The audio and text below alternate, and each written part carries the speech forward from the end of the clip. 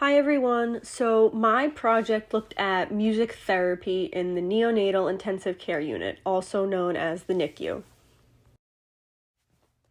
So, what is the problem? Complex and technical care in the neonatal intensive care unit can cause great stress to the infant. This is because the premature infants transition too early from the womb into the world. Their immature systems are fragile and unable to handle powerful stimuli that come along with being in such an intensive care unit. In return, this stress that they are felt can cause further injury and strain on big developmental milestones.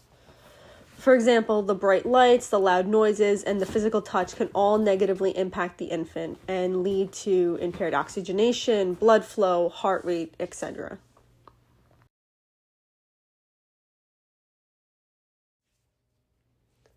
Why is this important? So since the NICU is a critical environment, there is little that can be done to remove stressors. The monitors have to beep, and the healthcare professionals must have sufficient light to work properly. In the end, many of the stressors in the NICU cannot be controlled. However, it's the hope, though, that if research can be done to counteract these stressors, the infants can grow and thrive at a stable rate with minimal interferences. That's why this research with music therapy is so important. Because if it can have a positive impact on these NICU infants, then hopefully they will see better results in the end. This leads me to my PICO question: can music therapy play a beneficial role in the growth and development of NICU infants in such an extremely stressful environment? Looking at the PICO question and breaking it down, the P starts with patient, population, the problem. So it is the NICU infants, the intervention to the I is the music therapy, and then the C, comparison with other interventions, but in this case there were no other interventions. And then the outcomes. Most of the studies looked at vital signs, so they looked at heart rate and oxygen saturation. Some of the others looked at calorie intake, signs of engagement, so smiling and eye opening, and then a couple looked at parental stress levels and how that actually impacted the infant. I used a couple search strategies to find my research. For starters, I only used up-to-date literature, so only things that were within the past 7 years, 2015 to current. I also only read or really opened scholarly and reliable sources. Google Scholar is where I found most of my works, but I also used the Cumulative Index to Nursing and Allied Health Literature, which is CINAHL, which I accessed through the Notre Dame of Maryland Library. I also kept focus on key terms of NICU and music therapy. I really wanted this to be focused on the NICU particularly and not just any infants. And then I looked at quantitative articles first to make sure that there was enough solid data research out there. And then finally, I examined the validity of the research and if there were ethical breaches, things that didn't match up, any outliers. Which brings me to the summary of the evidence and what the research actually showed. The first research article looked at whether different types of music can improve NICU outcomes. So it was a song of kin versus a familiar lullaby study. And for the familiar lullaby, they used Twinkle Twinkle. So for vital signs, they were assessed before, during, and after music therapy. The results showed that for respiratory rate, there was an increase in activity level from before and during the lullaby, but then after the lullaby, the activity level decreased. And then for heart rate, a lower heart rate was recorded during the lullaby as compared to pre and post. Then when the song of kin versus the familiar lullaby was then played, results showed that for O2, there was a higher percentage of oxygen saturation reported during Twinkle versus song of kin. And then for calorie intake, there was a higher number of calories reported during Song of Kin versus Twinkle. And then for sucking rate, so they calculated sucks per minute, higher numbers were reported during Song of Kin versus Twinkle. Ultimately, this research showed that music therapy does have positive results on the NICU infants relating to the growth and development. This next research study looked at 36 infants and how their vital signs were affected versus just music therapy and a control group. The results showed that for heart rate and oxygen saturation, actually no in-depth analysis was able to be presented because there was too many unreliable measurements. Some had the NICU infants in the parents' arms, others had them in a bassinet. The results of the movement that happened when the preterm babies were moved or when the parents adjusted their position caused too much disruption. There was a significant increase in weight gain per day noted, though, during the music therapy compared to the control group. So for the music therapy group, 24.2 grams a day versus control group of 18.54 grams per day increase. And then there was also a shorter hospitalization stay noted for music therapy versus the control groups. So after 4 months of hospital discharge, 50% less rehospitalizations were noted in the music therapy group compared to the control group. So whereas the music therapy group was only there for 5 days, the control group ended up being there for 11 days.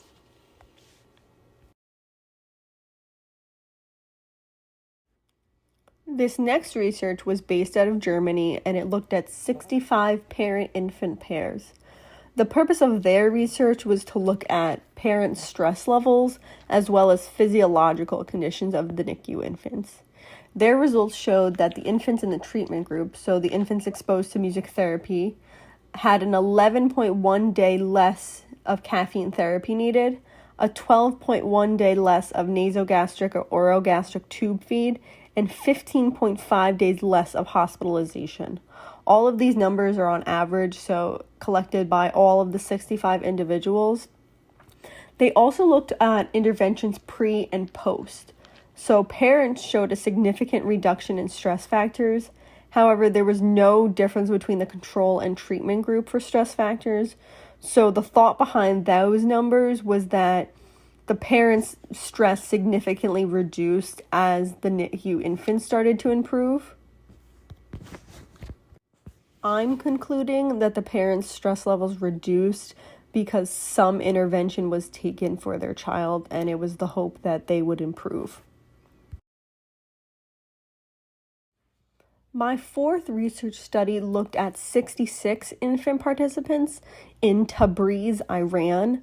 The study focused on comparing a mom's lullaby to Brahms' lullaby, so something similar to my first research study that was a song versus song trial.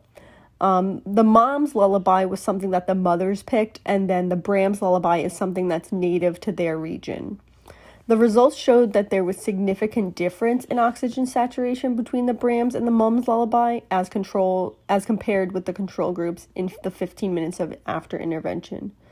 But the results showed that oxygen saturation in the music group significantly increased. Overall, the study showed that standard pattern sound, any kind, can improve the oxygen saturation in preterm infants during their hospitalization.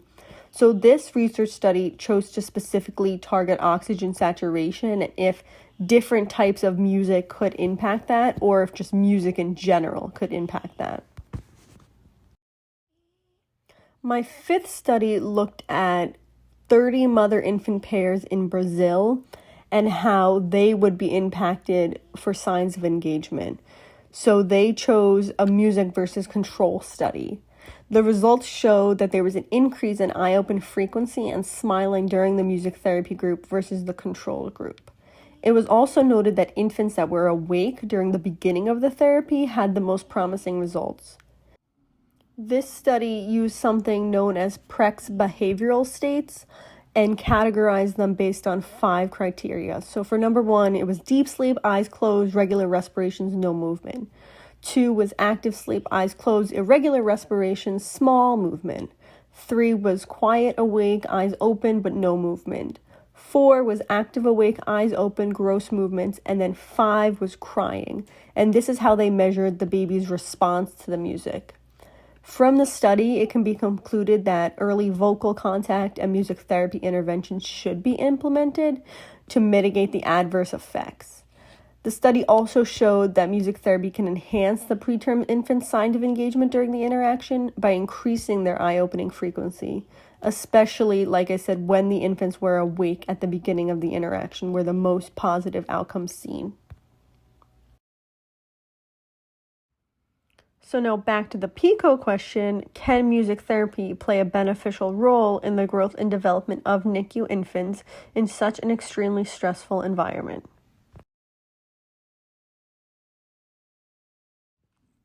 The overall result of all the research studies showed that some form of music is beneficial to the NICU infants.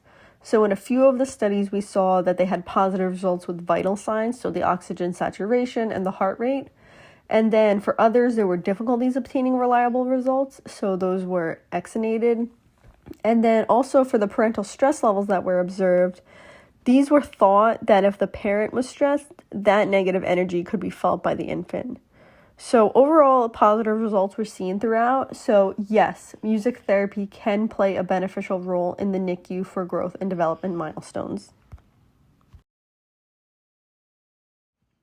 Looking towards the future and how this information could be used, so it should be concluded that more research should be conducted for music therapy versus just control groups. I think it's important to focus that if music can benefit the infant before we go into certain types of music and different song versus song treatments. It was calculated, though, that better standardized forms of measurements needed to be taken. So, for example, vital signs were taken throughout a few of the studies, but there was no indication of what extremity was used, if the machine was calibrated before, or if the same machine was used throughout the study. So these results make some things unreliable if they're not trustworthy measurements. Ultimately, it's the hope that by conducting more research, you can eliminate unnecessary stressors in the NICU and allow the infants to grow and develop at a proper rate. So it's the hope that we can get rid of some of these factors like rehospitalization rate or nasogastric tubing, things that necessarily can be eliminated. And then this is my reference list for the research articles that I used and all the images throughout. Thank you guys for listening.